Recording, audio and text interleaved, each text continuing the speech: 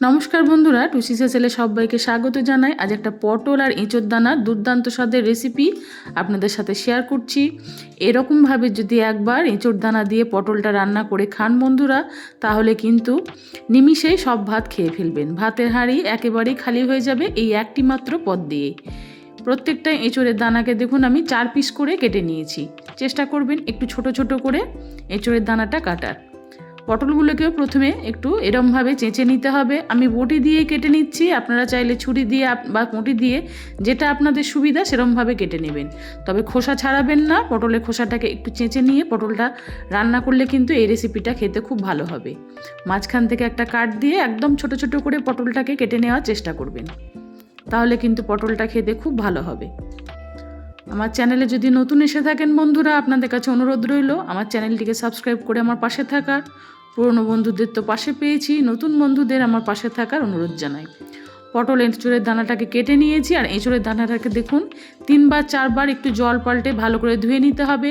আর হাত দিয়ে এরমভাবে একটু রগড়ে নিলে সাদা মতো যে জলটা বেরোচ্ছে সেটা কিন্তু ফেলে দিতে হবে, কারণ এঁচোড়ের দানা এমনিতেই একটু কষা হয়। যদি একটু এরমভাবে রগড়ে নিয়ে যদি জলটা 3 বা 4 বার একটু পাল্টে দেওয়া হয়, তাহলে কিন্তু এঁচোড়ের দানার যে কষভাবটা থাকে সেটা কিন্তু আর থাকবে না। আমি 3 বা 4 বার জল পাল্টে খুব ভালো করে দেখুন এঁচোড়ের দানাগুলোকে ধুয়ে নিয়েছি, একদম পরিষ্কার হয়ে গেছে। পটলটা কাটার পরেও আমি একই রকমভাবে দেখুন ধুয়ে নিয়েছি।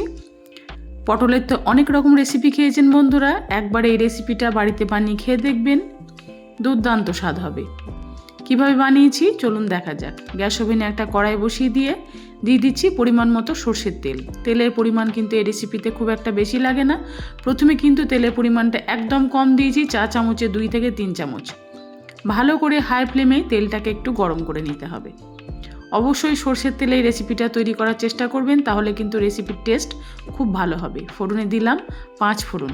5 ফোড়নটাকে খুব ভালো করে একটু ভেজে নিতে হবে, চাইলে এই সময় শুকনো লঙ্কা ফোড়নে দিতে পারেন। প্রথমে এঁচোড়ের দানাগুলোকে দিয়ে ভালো করে একটু এঁচোড়ের দানাটাকে ভাজতে হবে। গ্যাসের ফ্লেমটা হাই রেখে 1 মিনিট একটু এঁচোড়ের দানাটাকে দেখুন উল্টে পাল্টে নাড়িয়ে দিয়েছি। এরপরে গ্যাসের ফ্লেমটা লো করে দিয়ে এটাকে ঢাকা দিয়ে আরও 3-4 মিনিট একটু রেখে দেবো, যাতে এঁচোড়ের দানাটা খুব ভালোভাবে ভাজা হয়ে যায়।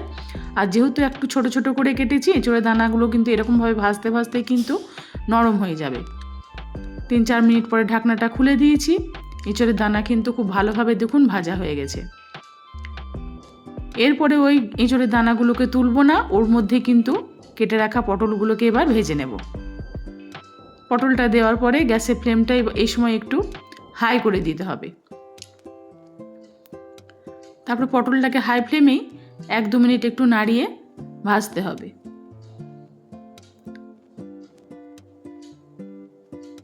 1-2 মিনিট পটলটাকে এরকমভাবে উল্টে পাল্টে দেখুন নাড়িয়ে দিয়েছি। আর এতে কিন্তু পটলটা বেশ হালকা মতো ভাজা হয়ে যাবে। খুব বেশি কিন্তু এই সময় কড়া করে ভাজার কোনো প্রয়োজন নেই, একটু হালকা করে ভাজা হলেই হবে। এরপরে গুঁড়ো মশলার মধ্যে দিয়ে দিচ্ছি পরিমাণ মতো লবণ, দিয়ে দিচ্ছি পরিমাণ মতো এখানে হলুদ গুঁড়ো। ঝাল একটু দিলে ভালো লাগবে বন্ধুরা, আমি এখানে গুঁড়ো লঙ্কাটা ব্যবহার করেছি। এখানে দিয়ে দিচ্ছি কিছুটা পরিমাণ ঝাল লঙ্কা গুঁড়ো, যেমন ঝাল খাবেন সেরকম ব্যবহার করবেন, চাইলে কাঁচা লঙ্কা বাটাও দিতে পারেন। তারপর ভালো করে হাই ফ্লেমেই পটলটাকে একবার ভাজতে হবে। গুঁড়ো মশলাগুলো দেওয়ার পরে এবার গ্যাসের ফ্লেমটা লো করে দিয়ে ঢাকা দিয়ে পটলটাকে আরও 2-3 মিনিট একটু রান্না করে নেব। এতে কিন্তু পটলটা বেশ নরম হয়ে যাবে। যেহেতু পটলে লবণ দিয়েছি, পটলটা কিন্তু নরম হয়ে যাবে। গ্যাসের ফ্লেমটা আরও একবার বাড়িয়ে দিয়েছি ঢাকনাটা খুলে দেওয়ার পরে। তারপর খুব ভালো করে আরও একবার দেখুন পটলটাকে ভেজে নিয়েছি। একদম মুচমুচে করে পটল ভাজবেন না, হালকা মতো পটলটা ভাজতে হবে। একটু কালারটা চেঞ্জ হলে এটাকে তুলে নিতে হবে।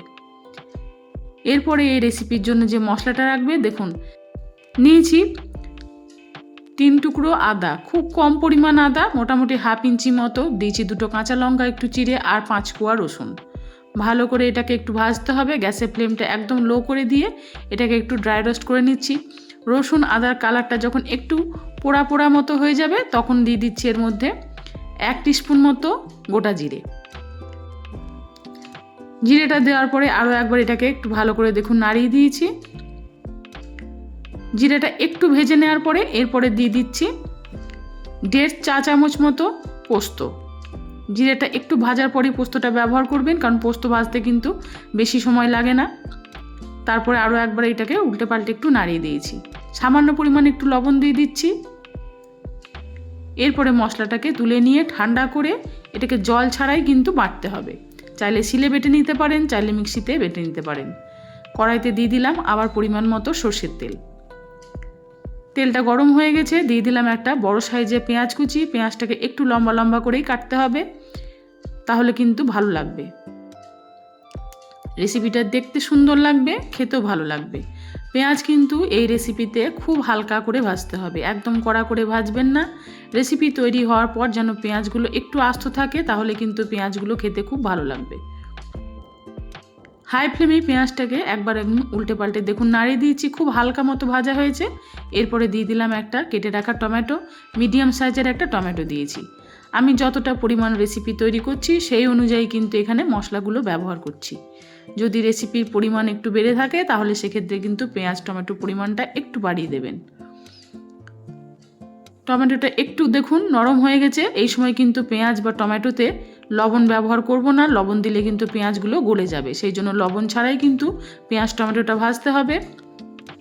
পটলে তো আমি আগে থেকেই লবণ দিয়েছি, তাই এই সময় আর লবণ দেওয়ার কোনো প্রয়োজন নেই। তারপরে হাই ফ্লেমেই পটলটাকে আরও একবার ভাজতে হবে। আর এরকমভাবে ভাজতে ভাজতে কিন্তু পটলের কালারটা সম্পূর্ণ চেঞ্জ হয়ে যাবে। 1 মিনিট একটু উল্টে পাল্টে দেখুন নাড়িয়ে দিয়েছি। এরপরে দেখুন যে মশলাটা ড্রাই রোস্ট করে রেখেছিলাম সেটা কিন্তু জল ছাড়াই আমি মিক্সিতে একটু বেটে নিয়েছি। তারপরে রান্নার মধ্যে দিয়ে ভালো করে নাড়িয়ে যেতে হবে। এরকমভাবে পটল এঁচোড় দানার রেসিপি একদিন বানিয়ে খেয়ে দেখবেন বন্ধুরা, অসাধারণ স্বাদ হয়। তবে রেসিপি তৈরি করার শেষে আরও একটা উপকরণ দেবো, যাতে কিন্তু এই রেসিপির স্বাদ আরও ভালো লাগবে। খুব ভালো করে মশলাটা দেওয়ার পরে একবার একটু ভেজে নিয়েছি। এবার ওই মিক্সি বাটিটা ধুয়ে অল্প সামান্য একটু জল দিয়েছি, যাতে মশলাটা খুব ভালোভাবে রান্নার মধ্যে মিশে যায়। এই সময় রান্নার মধ্যে দিয়ে দিচ্ছি খুব সামান্য একটু চিনি। চিনিটা দিলে একটু টেস্টের ব্যালেন্সটা ঠিকঠাক থাকবে, ভালো লাগবে খেতে। তবে পছন্দ না করলে নাও দিতে পারেন। তারপর ভালো করে একবার একটু নাড়িয়ে দিয়েছি। এরপর এটাকে ঢাকা দিয়ে গ্যাসের ফ্লেমটা একটু মিডিয়াম করে দিয়ে এটাকে 5 থেকে 7 মিনিট রেখে দেব। মাঝে কিন্তু আমি একবার এটাকে একটু নাড়িয়ে দিয়েছি। একদম শুকনো শুকনো করে রেসিপিটা তৈরি করতে হবে। জলটা দেওয়াতে খুব সামান্য পরিমাণ যেহেতু জলটা দিয়েছিলাম, পটলটা এঁচোড়ের দানাটা কিন্তু খুব ভালোভাবে দেখুন সুসেদ্ধ হয়ে গেছে। এরপরে এটাকে খুব ভালো করে আরও কিছুক্ষণ সময় নিয়ে ভাজতে হবে।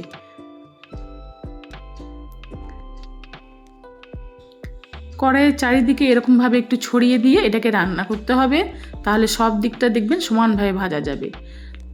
এরপরে দিয়ে দিলাম খুব সামান্য একটু আমচুর পাউডার, আর এটাতে কিন্তু এই রেসিপির টেস্ট অসাধারণ হবে। আমচুর পাউডারটা দেওয়ার পরে খুব ভালো করে আরও একবার দেখুন নাড়িয়ে দিয়েছি। এঁচোড়ের দানা পটল কিন্তু খুব ভালোভাবে সুসেদ্ধ হয়ে গেছে। এভাবে উল্টে পাল্টে আরও কিছুক্ষণ এটাকে ভাজতে হবে, যেন ভাজাটা বেশ শুকনো শুকনো হয়। খেতে কিন্তু গরম গরম ভাতের সাথে মাখিয়ে দারুণ লাগবে। চাইলে আপনারা রুটি দিয়েও পরিবেশন করতে পারেন, তবে গরম গরম ভাতের সাথে এই রেসিপি অসাধারণ লাগে খেতে বন্ধুরা। একবার বানিয়ে এই পদ্ধতিতে খেয়ে দেখতে পারেন, আশা করছি আপনাদের খুব ভালো লাগবে। রেসিপি সম্পূর্ণ তৈরি। এবার এটাকে একটা দেখুন আমি প্লেটের মধ্যে তুলে নিয়েছি। আজকের এই রেসিপিটা আপনাদের কেমন লাগলো অবশ্যই আমাকে কমেন্টে জানাবেন। ভালো লেগে থাকলে লাইক শেয়ারের জন্য আপনাদের কাছে অনুরোধ রইল।